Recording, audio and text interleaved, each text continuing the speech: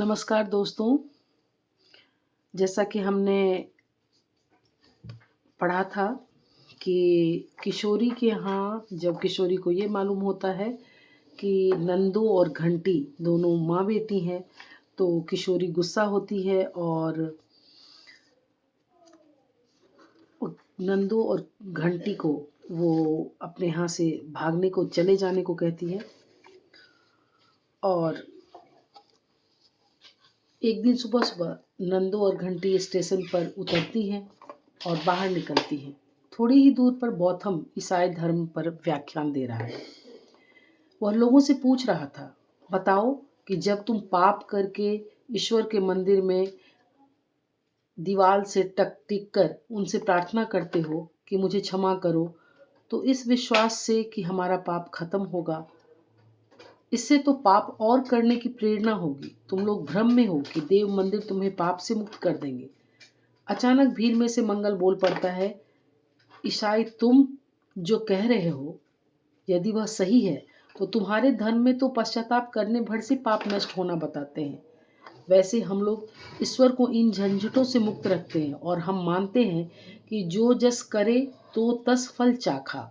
भीड़ ने ताली मार दी और गौतम खींचता हुआ वहां से जाने लगता है। जैसे ही वो थोड़ी दूर चलता है तो देखता है कि नंदो और घंटी जा रहे हैं। वो घंटी को आवाज़ लगाता है और नंदो और घंटी रुकती है। घंटी उसको देखते ही भयभीत हो जाती है और नंदो गुस्से से लाल पीली होने लगती है और वो पूछती है कि कौन हो तुम, ऐसे कैसे मेरी बेटी को आवाज़ लगा रहे हो।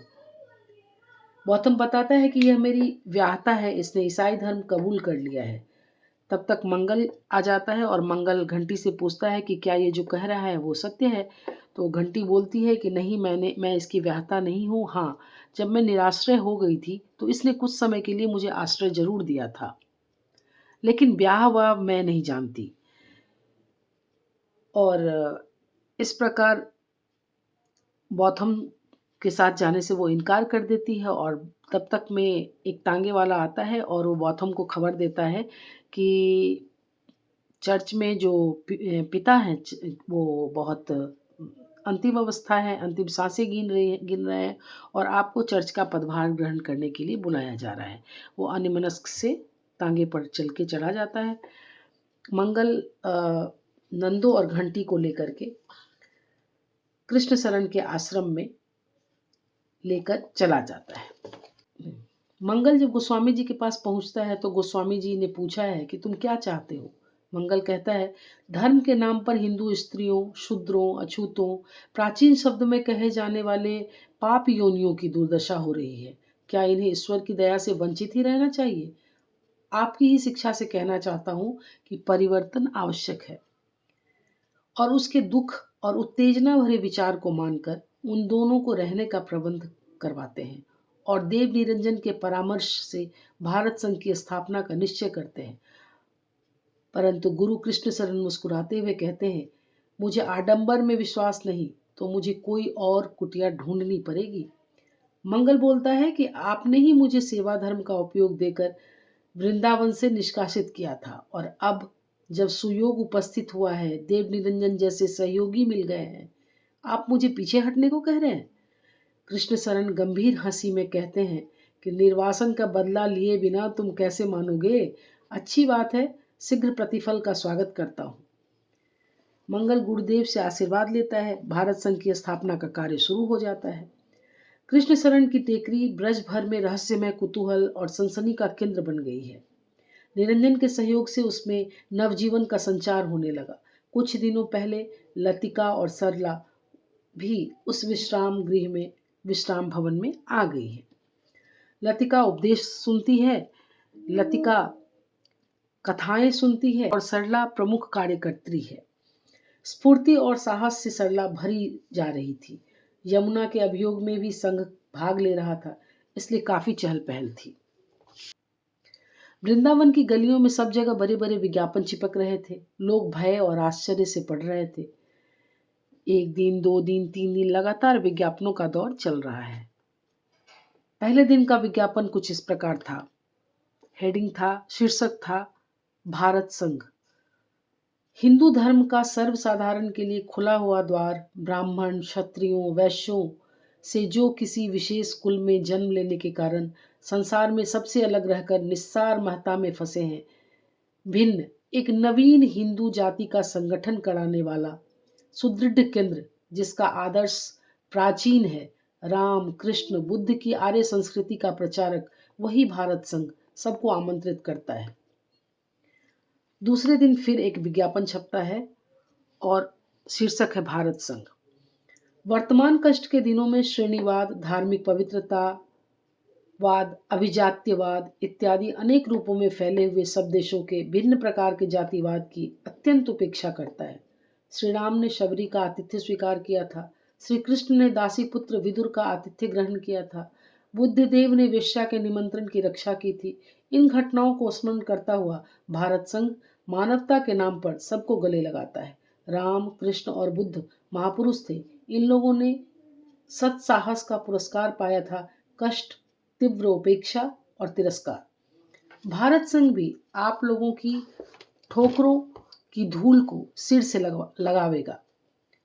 वृंदावन में उत्तेजना फैल गई। मंदिरों, गलियों, कुंजों, घाटों पर इसके पक्ष और विपक्ष में मंथन चलने लगा। तीसरे दिन फिर विज्ञापन लगा। मनुष्य अपनी सुविधा के लिए अपने और ईश्वर के संबंध को धर्म, अपने और अन्य मनुष्य के संबंध को नीति और रोटी बेटी के संबंध को समाज कहने लगता है। कम से कम इसी अर्थ में इन शब्दों का व्यवहार करता है। धर्म और नीति में शिथिल हिंदुओं का समाज शासन कठोर हो चला है, क्योंकि दुर्बल स्त्रियों पर ही शक्ति का उपयोग करने की उसके पास क्षमता बच रही है, और यह अत्याचार प्रत्येक काल और देश के मनुष्यों ने किया है। स्त्रियों की निसर्ग कोमल प्रकृति और उनकी रचना इस कारण है। भारत संघ ऋषि वाणी को दोहराता है, यत्र नार्यस्तु पूज्यन्ते रमन्ते तत्र देवता, कहता है स्त्रियों का सम्मान करो। वृंदावन में हर जगह यमुना का अभियोग एवं भारत संघ की चर्चा होने लगी है। मंदिरों पर शास्त्रार्थ आयोजित किए जाने लगे हैं। इधर प्रेरित होकर लोग यमुना के अभियोग के लिए सहायतार्थ चंदा भी देने लगे हैं। इधर गाला अकेले ही पाठशाला संचालित कर रही है। कुछ दिनों हुए पंडित जी आ गए हैं, गाला की सहायता होने लगी है। पंडित जी सात्विक बुद्धि के एक अधेर व्यक्ति हैं और धार्मिक कथाएं कहते रहते हैं। एक दिन वह रामायण कथा कह रहे हैं। राम वनवास का प्रसंग था। गाला सोचने लगती है कि श्री राम पिता की आज्ञा पालन के लिए वनवास गए और मैंने पिता की क्या सेवा की, उनकी वृद्धावस्था में उनको चोट पहुंचाया। सोचती है कि मैं किस माया में पड़ी हूँ। बालकों को पढ़ाकर मैं पुण्य कर रही हूँ, कर्तव्य कर रही हूँ, परंतु क्या यह ठीक है? मंगल भी बेचारा कितना परोपकारी है, तिस पर उसकी खोज करने वाला कोई नहीं। सुख क्या है, जैसे वो भूल ही गया है। मैं भी कैसी हूँ, कितनी पीड़ा दी है मैंने पिताजी को। मेरे कठोर पिता किसी की भी सहायता बुरे वक्त में ना लेंगे। सहसा उसे बदन के कराहने का स्वर सुनाई पड़ता है और गाला पूरी रात बेचैनी में रहती है, पूरी रात सो नहीं पाती है। अभी सुबह होने में थोड़ी देर थी कि उसे अपने खाट के पास कोई बड़ी दाढ़ी और मूंछों वाला लंबा चौड़ा मनुष्य खड़ा मिलता है। वह चिल्लाना ही चाहती थी कि उस मनुष्य ने कहा, गाला मैं हूँ नए। उसने गाला को बताया कि तुम्हारे पिता कुछ समय के लिए जीवित हैं, चाहो तो देख लो। गाला उसके साथ चलती है। चलने से पहले उसने पंडित जी के सिरहाने चिट रखकर उनको सूचित किया। नए उसे रास्ते में बताता चल रहा है कि किस प्रकार पुलिस की तलाशी रात भर जंगल में चली है और उसे कुछ न मिला, परंतु तलाशी का विरोध करने पर बदन के पैर में गोली मार दी गई और उसे छोड़कर चले गए। गोली तो निकल गई थी पर घाव असाधारण था और ज्वर बहुत ज़्यादा है।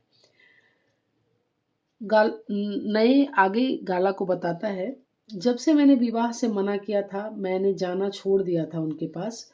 सिवारपुर के लोग मुझे औघड़ समझते हैं क्योंकि मैं कुत्ते के साथ ही खाता और सोता हूँ। यह सब कथा सुनते हुए गाला बदन के पास पहुंचती है तो बदन ज्वर से तप रहा था। कांपते हाथों से गाला को पकड़कर उसका माथा चूम लिया और कानों में कुछ कहा। इस वक्त नए वहां से चला गया है। बदन की मृत्यु हो जाती है। गाला शवदाह करती है और बदन का एक संदूक नए को रखने के लिए कहती है। पर नए इनकार कर देता है, बोलता मेरा कोई ठिकाना नहीं, मैं कहाँ रहता हूँ, मेरे पास तो कोई घर नहीं, तो मैं इसे नहीं ले सकता हूँ और तुम्हारा भी इस जंगल में ज़्यादा देर तक रहना उचित नहीं है। बात बात में गाला उसको बताती है कि मंगल देवी पाठशाला में नहीं है, वह वृंदावन की एक हत्या में फंसी हुई यमुना नाम की स्त्री के अभियोग की देखरेख करने गए हैं। यमुना का नाम सुनते ही नए चौंकता है और पूछता है कि इस अभियोग का फैसला किस दिन है। तो गाला बताती है कि परसों ही न्याय का दिन नियत है। तो नए बोलता है कि तुम्हारा यहाँ रहना ठीक नहीं है, चलो पहुँचाता हूँ तुम्हें तुम्हारे पाठशाला की तरफ, और सिर पर संदूक लिए कंबल के साथ चल पड़ता है गाला को पाठशाला पहुँचाने। आज के लिए बस इतना ही। आगे की कहानी लेकर पुनः मैं उपस्थित होंगी। तब तक के लिए बहुत बहुत धन्यवाद और बहुत सारी शुभकामनाएं।